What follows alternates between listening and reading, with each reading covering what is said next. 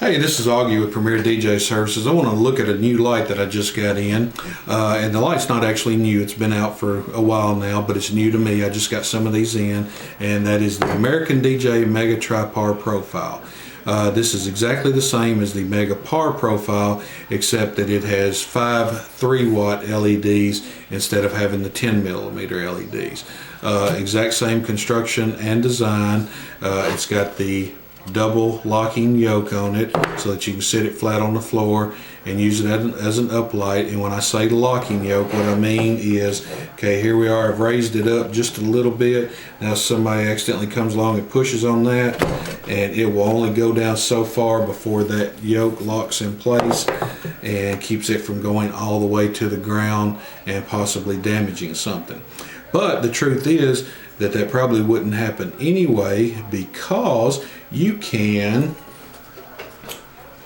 completely remove the yoke from it and sit it flat on the ground as an uplight, or inside of a truss as a truss warmer, because just like the Mega Par Profile, it has these neat little rubber feet on it that raise it up off the ground just enough to where it doesn't interfere with your menu buttons. Okay?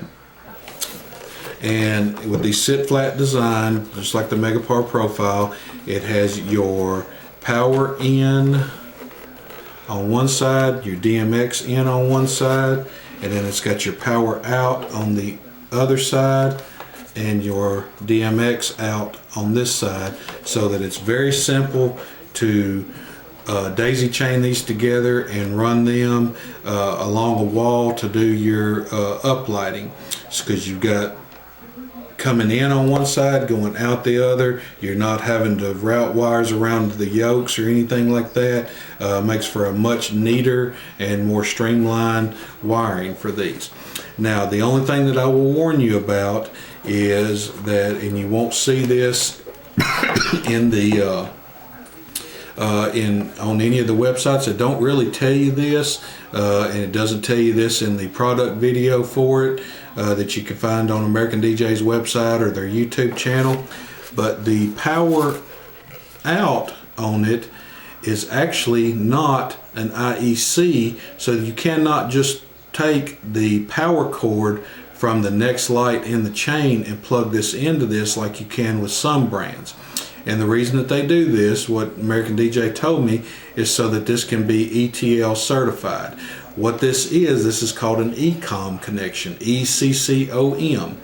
So if you are going to power link these units, now DMX you do just like you normally would, DMX in and out with a 3-pin XLR style DMX connector. Always use DMX cables though, because there is a difference. XLR connectors are designed to transmit audio, and DMX connectors transmit a digital signal, the data signal. But if you're going to power link these together, you will have to have one of these ECOM cables. They come in, if I'm correct, and I may not be, but I believe it's 3, 6, 10, and 15. I use the 6-foot version simply because that to me is about the optimum length. If I'm going to be running these as uplights along a wall, specifically behind a head table, they're usually no more than 6 feet apart. 3 foot to me is a little too short, and the 10 or 15, then you've just got too much, and and it ends up being a big mess wiring. So I use the 6-foot variety. I've noticed that some of the websites, if you pull that up, first off, some of them don't even carry it. Some of them carry it, but they only carry the 10-foot. But Guitar Center and Musician's Friend, they carry, I think, 3, maybe even all 4 of them. So you can get those from there. And like I said, I use the 10-foot version. All right, so let's plug this baby in and see what it will do. Okay, I'm going to plug it in there. And you notice it does not come on immediately, and I'm going to show you why. Because I have actually got it in DMX mode right now. Just got finished Sunday doing a bridal show, and this was one of my slave units, so it is in DMX channel 1. I'm going to start right there by telling you this, something you will not find in the owner's manual. It's sort of a mistake in there. In the owner's manual, it tells you to set one of your lights as the master, put it into whatever program or static color or whatever your manual color mix or whatever you're going to do. Set one as a master, and then you just link them up and the rest will follow. That is absolutely not correct. The first one is correct. You put it in whatever mode you're going to put it in, whether it's a preset color macro, whether it's a program, the flash or fade, or whether you're going to manually color mix.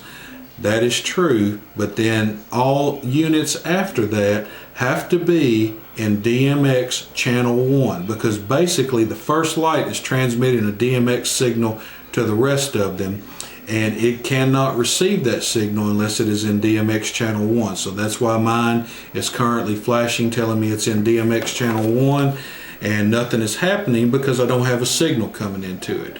I don't have a controller hooked up to it or another light hooked up to it. So that is why it's not coming on. But that's a helpful tip for you. If you're going to master slave these, the slaves have to be in DMX channel 1 to receive that signal from the master fixture.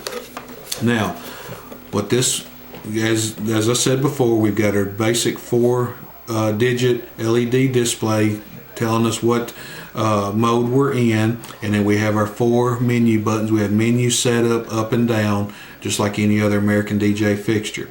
As we press our menu button, right after the DMX mode, we have our manual color mixing. We first go to red, and we're at full 255. Whoops, I'm sorry. Let's go back to that. Go to red, and if we go to hit the setup, we then go to, that is a 6, but that's supposed to be a G. So green is at 255 and blue is at 255. So as you can see, we have all of them full on, so we're getting a white color. Now we can then change those settings, and I can take some of the blue out of it. Hope you can see that. We'll take that blue out of it, or what would have actually been easier, let's go back up here to 255 and just go up 1 to 0. Now I have taken all of the blue out of it, so now I've only got red and green, so we're getting yellow. Now, of course, this close up to it, you can obviously see the red and the green in there together, so it looks more like a greenish yellow. But as we will look at in another video, we're going to look at the color mixing abilities of this. This can actually make a pretty decent yellow. So we're going to flip her back over, and we're going to go back to our blue. We're going to go down 1 so that it's in full 255. And now we've got all of them full on again, giving us our white color. All right, now we go 1 more up. Now we are in a sound active mode, and if you hit the setup menu, go back to sound active mode, and then using our up and down, we can change. We have 8 different sound active modes that you can use with this. Okay. Then if we go 1 more, we are now in the pre-programmed modes. Now A-JF is actually a program where it will go through, and it will go through all 7 of the colors: red, green, blue, yellow, cyan, magenta, and white, flash through them. Then it will fade through all 7 colors and then start over again, flash, fade, you get it. Okay, then if you hit setup if you hit setup again, then you go to the speed, which will, and you can adjust that between I think 1 and 15.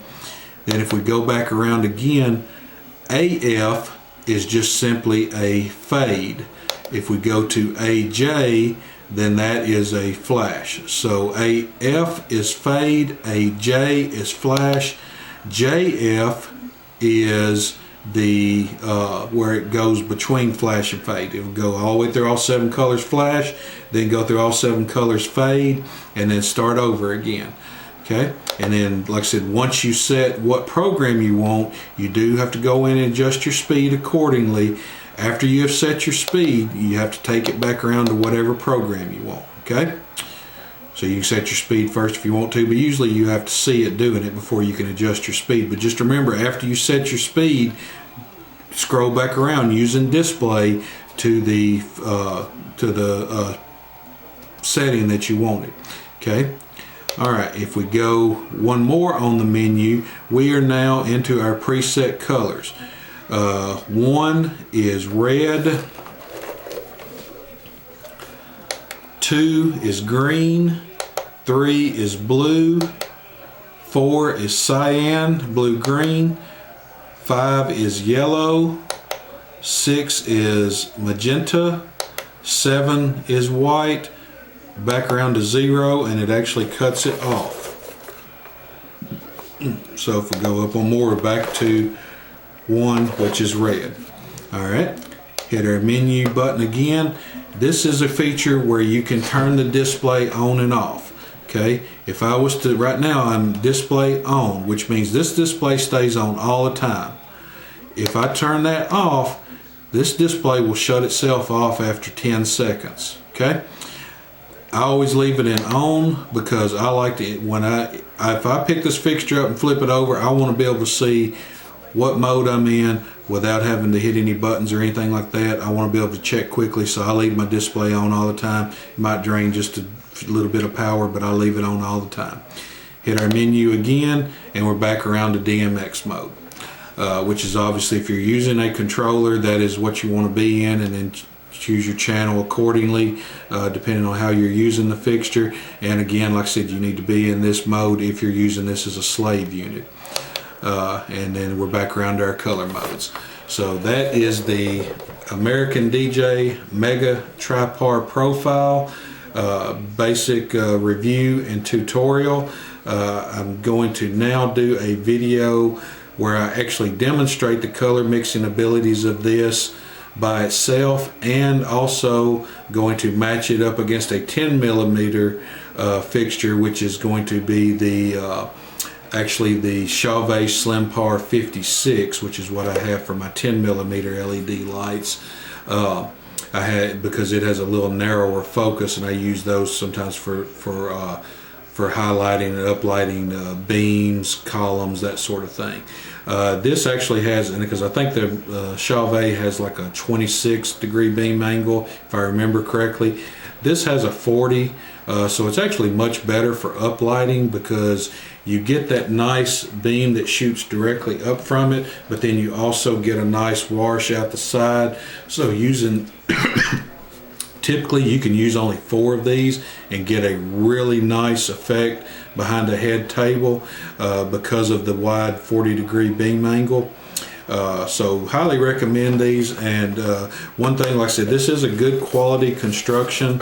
I mean, it's lightweight because of the material that they use, but it is very durable. I mean, this is not something that is, you know, a little cheap plastic toy. It's, you know, it's got some good feel to it, but at the same time it is very lightweight. So American DJ Mega Tripar Profile, run out and get you some of these for uplighting. It is an excellent light. I highly recommend it. A whole lot less shadowing than a 10mm LED light. So look for that video that'll come shortly after this one that shows you the ability that it has to not have the shadowing, and especially when compared to a 10mm LED. So this is Augie with Premier DJ Services. Until next time.